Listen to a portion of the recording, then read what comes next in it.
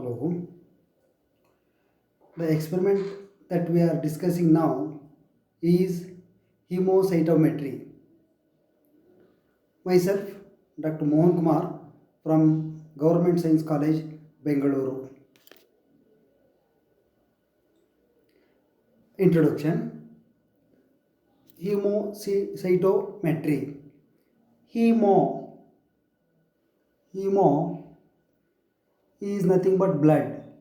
Cyto refers to cell. Metry or meter refers to count. So, hemocytometry.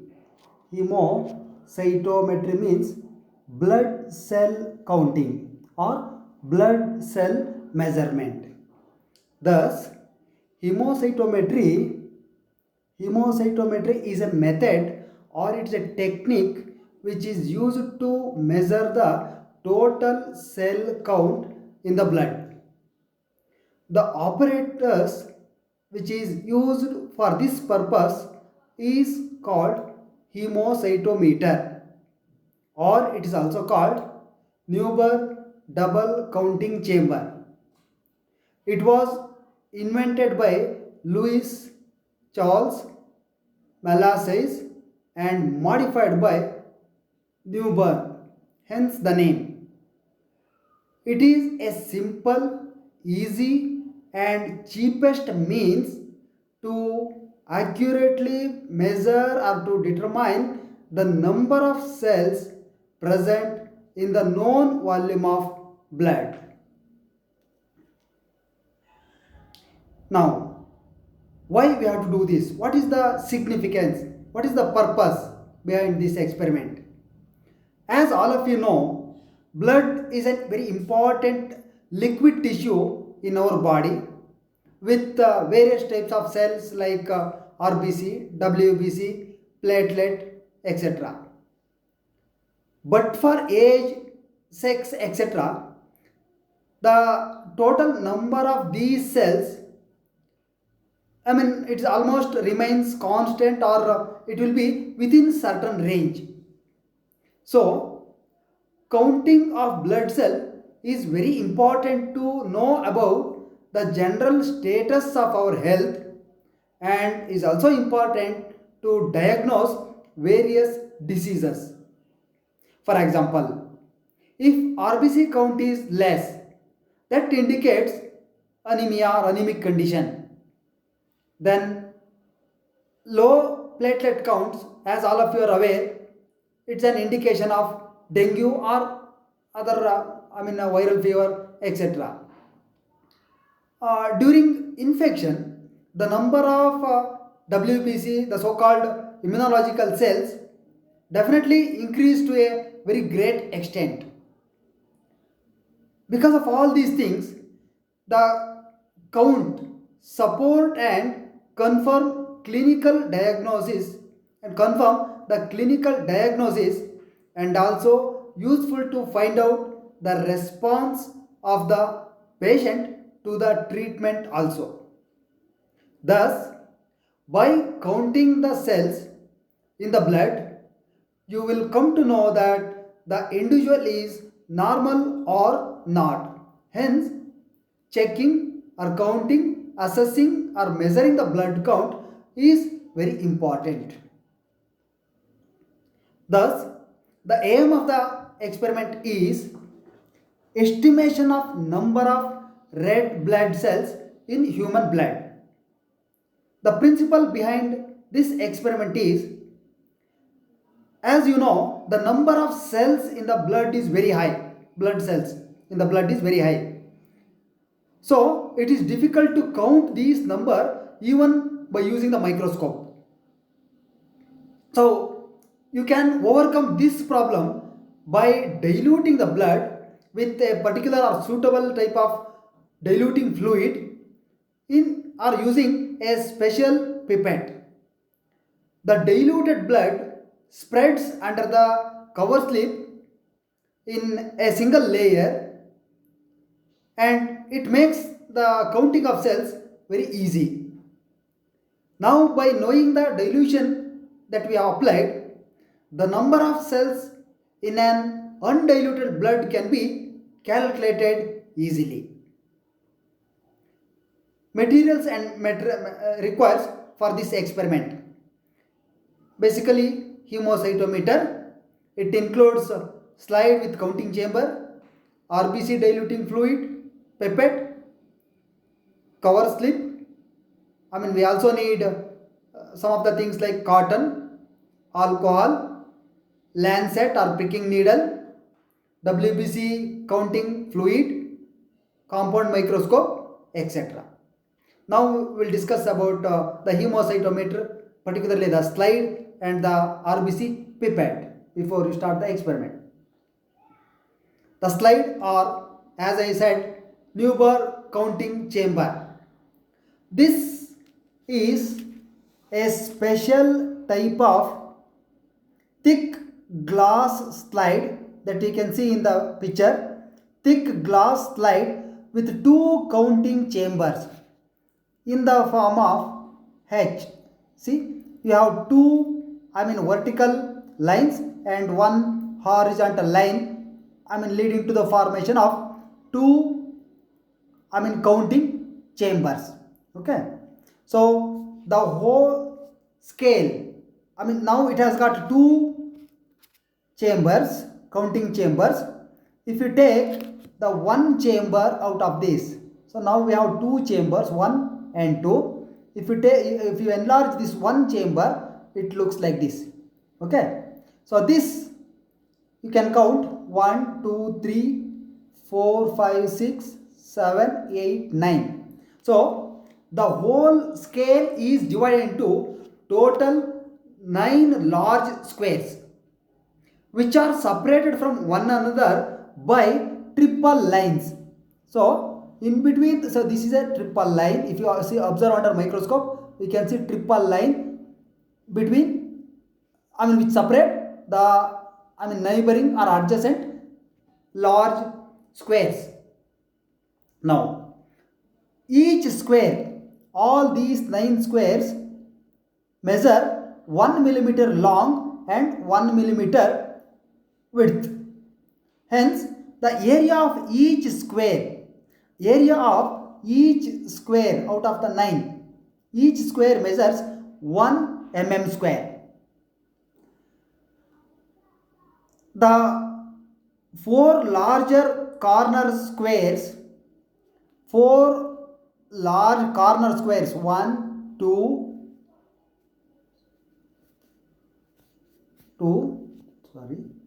3 and 4, mentioned as W. Okay, so these 4 large corner squares are further divided into 16 smaller squares.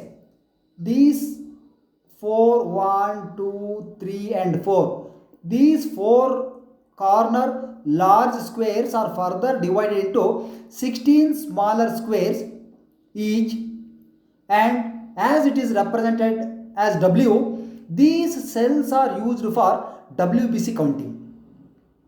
Now we are concentrating only on the RBC counting, hence we use only the central square.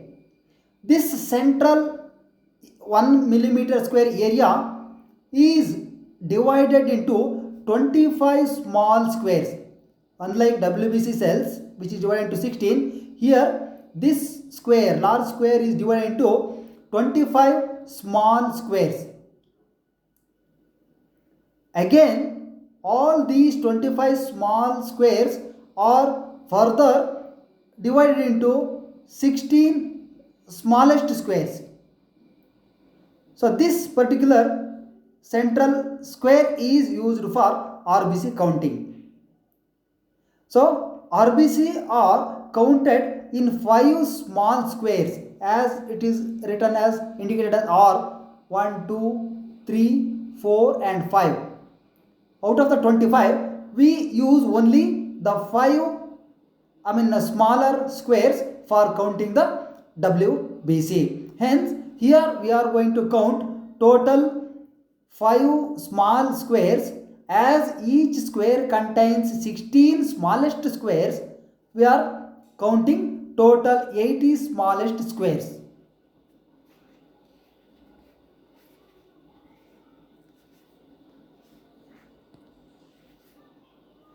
So now the central platform, the central platform are the so called chambers. Okay, so this counting chamber is slightly lower than the side ridges. So as you can see here, there is a space between the cover slip and the central ridge. Okay, so there is a space between the cover slip and the central, counting chamber. So this, when you place the cover slip on this area, the cover glass is held at 0.1 millimeter above the surface of the counting grid. So the depth of the chamber is 1 by 10 mm or it is 0.1 mm. The central grid of 25 square is 1 mm into 1 mm in area, 0.1 mm deep, and hence it holds 0.1 ml of liquid. So whatever we are calculating is the RBC present in 0.1 ml of liquid or diluted blood. Finally, once you get the count from this, finally the total number of RBCs present in the undiluted blood is calculated as number of RBC per millimeter cube of the whole blood. Now,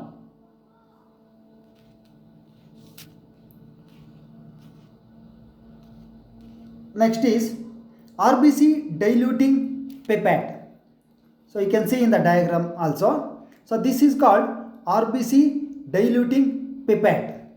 This is a glass graduated pipette which is meant for proper dilution of the blood in the required quantity. This pipette is used for mixing the blood in the required quantity. So here the long stem part of this pipette is narrow. It's very narrow. So the stem at its upper part, it portion is widened, leading to the formation of a bulb. This bulb contains what is called rolling red bead. So this red bead is very useful for mixing the blood with the diluting fluid. And this is also very important to identify the so-called RBC pipette because it is red in color. In case of WBC pipette, it is white in color. Hence, the color plays very important role here. The pipette has three markings. You can see three markings on the pipette as 0.5, 1, and here you can see 101. So here when you take the blood up to the 0.5 level, when you take the blood up to the 0.5 level, so you will take the blood only to 0.5 level, then afterwards we dilute it up to 101 level. So that means we are diluting it 200 times. So we will suck the blood only up to 0.5, then we suck the dilutive fluid up to 101. So we will get 200 times diluted fluid. So the bulb, once again, this bulb narrows again to form a short stem. For this short term, a long and narrow rubber tube is connected. In the end, you can see red color mouthpiece. Again, it is red, indicating the RBC pipette. In case of WBC pipette, it is white in color. So this mouthpiece is used to suck the blood and diluting fluid like this to into the pipette. Okay, so this is about RBC diluting pipette. Now, to start with the procedure, first clean the hemocytometer cover slip as well as the finger that from which you are going to collect the blood. So take the alcohol, clean the the hemocytometer slide as well as the cover slip that we need. Then you have to clean the finger also using the cotton ball with alcohol. Now prick the finger tip using a new lancet to get a drop of blood. You have to get freely oozing drop of blood. Please don't squeeze the finger to get a drop of blood. Okay, so you have to take the that lancet and try to collect the blood. So you can now directly collect the blood from the finger itself, or you can transfer that bubble into a watch glass. From that you can suck the blood. So like this, you have to suck the blood only up to 0.5 ml. You have to suck the blood only up to 0.5 ml that you can see here, right? So once you suck the blood, then immediately you have to use what is called RBC diluting fluid. Okay, this is WBC diluting fluid. You have to take RBC diluting fluid in a container, and now you have to suck this fluid up to 101 level.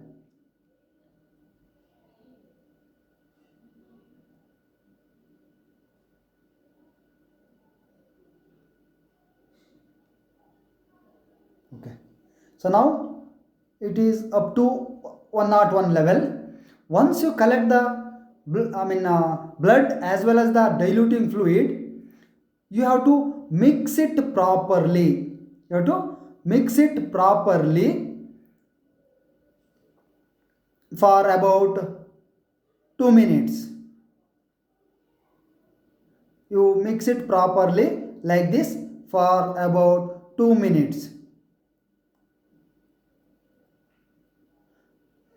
So now as you have collected RBC diluting fluid, this stem part does not contain any blood cells. Hence, now we have to take out 2 or 3 drops of blood. You have to transfer 2 to 3 drops of blood. Then you take this the hemocytometer. You have to take the first you discard 2 drops of blood. Then the next process is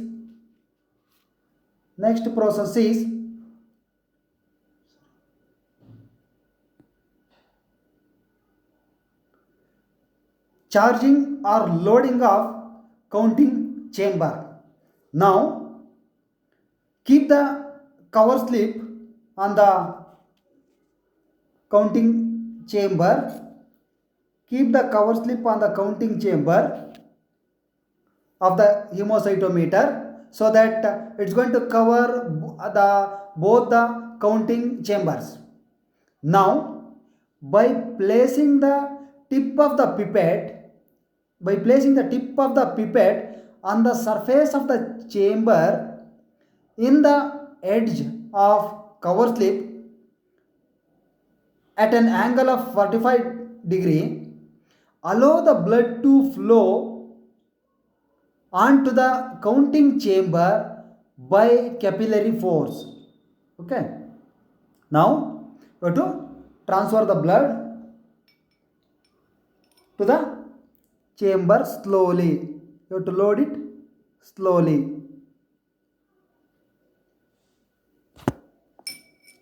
Once you load it, the fluid flows under the cover slip and it forms a uniform film or a single layer. Now wait for 2 to 3 minutes. Wait for 2 to 3 minutes and allow the cells to settle down on the counting grid. Now focus the slide, particularly the central RBC counting area, this particular area, the central part where exactly we are going to count the RBCs. Under the low power first and then turn to the high power, that is 40x in case of or for counting RBCs. Generally we count WBC in 10x. So focus in the microscope under 40x. Now count the RBC in total 5 squares, that is 4 corner and 1 central square. So as you can see here, we will count in 1, 2, 3, 4 and 5. Okay, so totally now we are going to count the RBC in total 5 small squares. So each small square contains 16 smallest squares. We are counting in 5 small squares. Each small square contains 16 smallest squares. So we are counting the RBC in total 80 squares.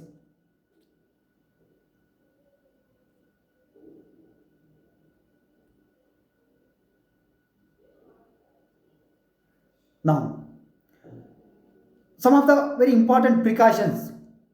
So to avoid the error, we have to consider the following points. First and foremost thing is the cell suspension or the blood suspension that you are using should be a random or non-uniform sample.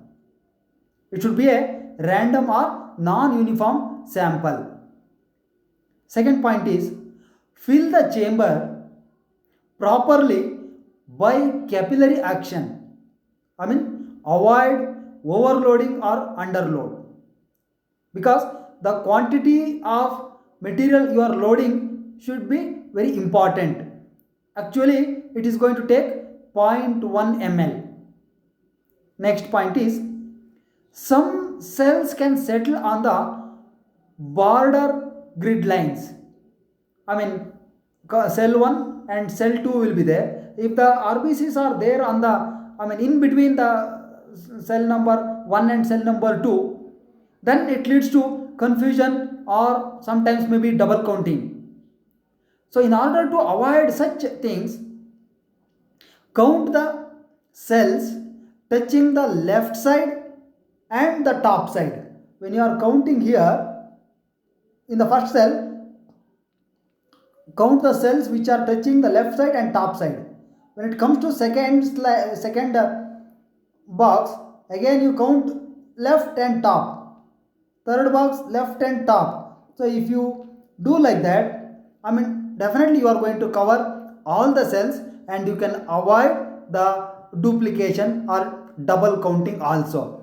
Only thing is you have to be careful while counting in the last area. So in this last area, you have to count from left side, top side as well as right side. Okay, even on the lower side, you have to be very careful. Almost if you start counting left side and top side, like that, you can avoid the confusion as well as duplication of the counting. So this is how you can take the, counting of RBC from different cells without any confusion. Now, as far as the calculation is concerned, the formula that we use for this is number of RBC in 1 ml of blood. In 1 ml of blood is equal to total number of RBC in 5 small squares. As I said, 5 small squares, 1, 2, 3, 4 and 5. That's what I have given here, R1, R2, R3, R4 and R5 divided by total number of smallest squares in 5 squares. So as I said, each small square contains 16 smallest cells. 16 into 5, that is what is written here. 16 into 5 from 5 small squares, it is equal to 80. So total number of cells counted from all the 5 small squares divided by total number of cells present in 5 small square is 80 into 400. So the total number of 400 is the total number of smallest squares present in this square. So that means it has got total 25 small squares. 25 into 16. There are 25 small squares in this big square. So 25 into 16, you will get 400. Then 200, actually we have diluted the blood 200 times. Hence you have to multiply with 200. Then into 10. You know the depth of the, we call it as depth factor or depth of the chamber. And you know the volume of sample that we have loaded is 0.1 ml. Volume of sample, that you are, we have loaded is 0.1 ml, but we are calculating it for 1 ml. So 0.1 should be converted into 1 ml, that is by multiplying it with 10. So by using this formula, you will be able to calculate the number of RBCs present in 1 ml of blood.